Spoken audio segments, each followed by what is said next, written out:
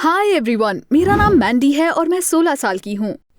एक दिन मैंने अपनी बेस्ट फ्रेंड को ऑलमोस्ट खो ही दिया था और इन सब की शुरुआत तब हुई जब हमारी क्लास में एक नया लड़का एलेक्स आया। वैसे तो लड़कों के मामले में केसी और मेरी पसंद बिल्कुल अलग थी, लेकिन उस दिन मुझे अपनी फ्रेंड की आंखों में एक अलग सी चमक दिखाई दी। दैट्स राइट, हम दोनों को नए लड़के से प्यार हो गया था एंड ऑफ कोर्स हम उसके घर पर उसकी पहली पार्टी कभी मिस नहीं करते। पर जैसे ही सब लोग पूल के पास इकट्ठा हुए तो मेरा मूड बिल्कुल खराब हो गया। आफ्टर ऑल मुझे पता था कि मैं वो लड़ाई कभी नहीं जीत सकती थी और मैं सही भी थी। जैसे ही केसी ने अपना नया स्विम सूट पहना, सारे के सारे लड़कों की गर्दन उसकी तरफ मुड़ गई। एलेक्स एक शब्द भी नहीं बोल पाया और बाकी सब की तरह बस उसका फिगर देखता रह गया। ऑफ कोर्स मेरी फ्रेंड काफी खूबसूरत थी और उसके सामने कोई भी लड़की फीकी लगती, बट मैं खास करके फीकी लगती हूँ। लेकिन मैं इतनी आसानी से हार मानने वालों में से बिल्कुल नहीं थी और इसलिए मैंने एलेक्स का अटेंशन पाने के लिए उससे मुकाबला करने का फैसला लिया। ओह गॉड, अगर मुझे पता होता कि आगे क्या होने वाला है तो मैं किसी चूहे की तरह कोने में चुपचाप बैठी रहती।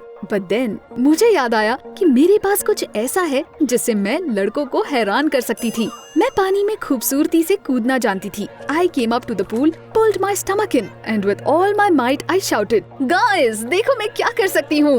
मैंने पूल के किनारे की तरफ दौड़ना शुरू कर दिया और अचानक गीली टाइल्स पर मैं फिसल गई। मैंने खुद को रोकने की बहुत कोशिश की और बेवकूफों की तरह चारों तरफ अपना हाथ मारने लगी, लेकिन तब तक बहुत देर हो चुकी थी। जोर से छपाक की आवाज सुनाई दी और ढेर सारा पानी उछलकर वहाँ आसपास खड़े लोगों पर चला गया। हे भगवान, इससे बड़ी बेइज्जती और क्या हो सकती थी। मैं आलू के बोरे की तरह पानी में गिर पड़ी। पर बस इतना ही नहीं, पूल से बाहर आने पर मैं किसी गंदे पांडा जैसी लग रही थी। मेरा मस्कारा पूरी तरह से बह गया था और मेरी आंखों के नीचे डार्क सर्कल्स दिखाई दे रहे थे। मेरे बाल भी किसी भूसे से कम नहीं लग रहे थे।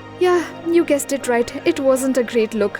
और इस बात में कोई हैरानी नहीं होनी चाहिए कि मुझे देखकर सारे लोग जोर जोर से हंसने लगे, यहाँ तक कि एलेक्स और केसी भी। जैसा कि आपने पहले ही गेस कर लिया होगा, उसके बाद मैं उस पार्टी में नहीं रुक सकती थी। मैं एलेक्स के घर से भागकर सीधा अपने घर चली गई। मुझे लगा कि अब मुझे हमेशा वो एक क्लमसी लड़की समझेगा, specially when perfect Casey was around. पर अगले दिन मेरा क्रश मुझे स्कूल के डोर पर ही मिल गया। मैंडी, तुम कल के बारे में ज्यादा मत सोचो, वो काफी फनी था। ओह या, that was my plan all along. Just imagine, उसने मुझसे बात की थी। ये पहली बार हुआ था, इसलिए मैं उस दिन पूरे टाइम पढ़ाई पर फोकस ही नहीं कर पाई। क्लासेस खत्म होने तक मैं अपने सपनों में इतना डूब गई थी कि मैंने हम दोनों को एक कपल मानना शुरू कर दिया था। And then I was expecting कि एलेक्स अब नेक्स्ट स्टेप लेगा, पर अचानक मैंने उसे केसी के साथ देखा। एलेक्स और मैं साथ में घर जा रहे हैं, सी यू टुमारो मैंडी। मैंने दौड़कर एलेक्स का हाथ पकड़ लिया और उसे अपने पास खींचने लगी और मेरी फ्रेंड हैरानी से मुझे बस देखती रह गई। काश ये सब सच होता, लेकिन ये सब बस मेरे दिमाग में था। सच्चाई में तो मैं वहाँ पर खड़ी होकर बेवकूफों की तरह बाय बाय कह रही थी। मैं इतनी नादान क्यों थी।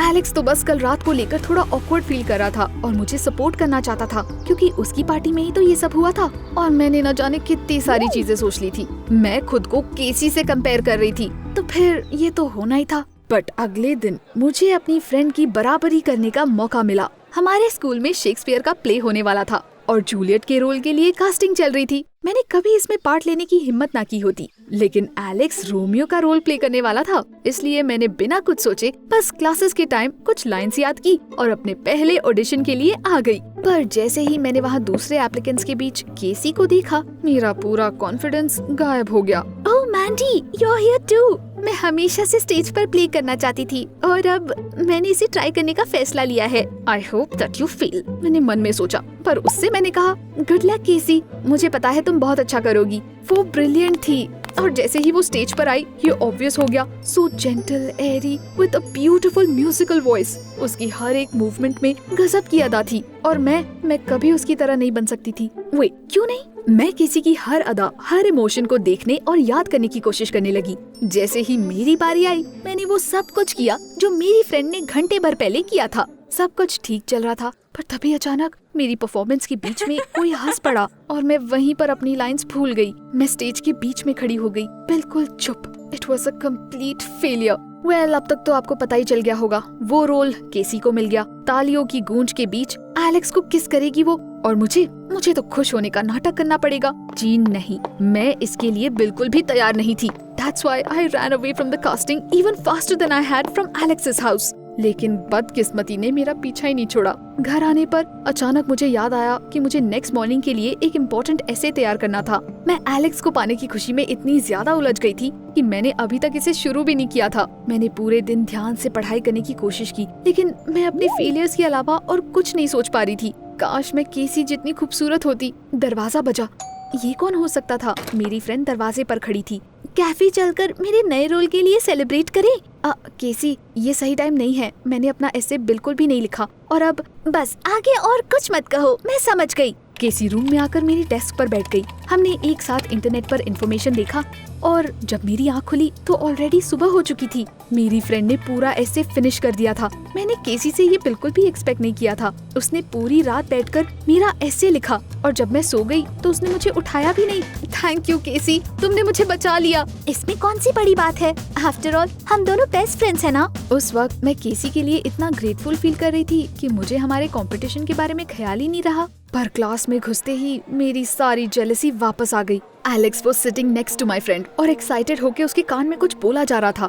उसकी बात सुनकर केसी इतने गंदे तरीके से खिलखिला रही थी कि उसकी सारी अच्छाई मैं भूल गई। उसी वक्त मैंने अपनी लाइफ का शायद सबसे गंदा काम करने का फैसला किया। ब्रेक के टाइम जैसे ही केसी क्लासरूम से बाहर गई, मैं चुपचाप उसके बैग के पास गई और चारों तरफ देखा कि कहीं कोई देख ना ले, और फिर मैंने उसका एसे निकाल लिया। रुकिए, इससे पहले कि आप ये बोलना शुरू कर दे कि मैं कितनी घटिया इंसान हूँ, बस एक बार मुझे समझने की कोशिश करिए। उस वक्त मैं जलन की वजह से अंधी हो गई थी और मेरा खुद पर कोई काबू नहीं था। लेकिन ट्रस्ट मी, अपनी डेस्क पर आते ही मुझे इस बात का पछतावा होने लगा। पर तब तक बहुत देर हो चुकी थी। केसी क्लासरूम में वापस आ गई और शर्मिंदगी की वजह से मैंने जमीन को घूरना शुरू कर दिया। अपनी फ्रेंड की वजह से मैंने क्लास में बहुत अच्छा परफॉर्म किया, पर जैसे ही केसी की बारी आई, उसने परेशान होकर अपना बैग ढूंढना शुरू कर दिया और आखिर में अपने बैग का सारा सामान डेस्क पर रख दिया। मिसेस ब्राउन, मैंने सच में सब कुछ पूरा किया था। लगता है मैं अपना एसे घर पर भूल गई हूँ। अगली बार कोई अच्छा बहाना बनाना केसी। तुम्हें एक हफ्ते में दोबारा एसे सबमिट करना होगा।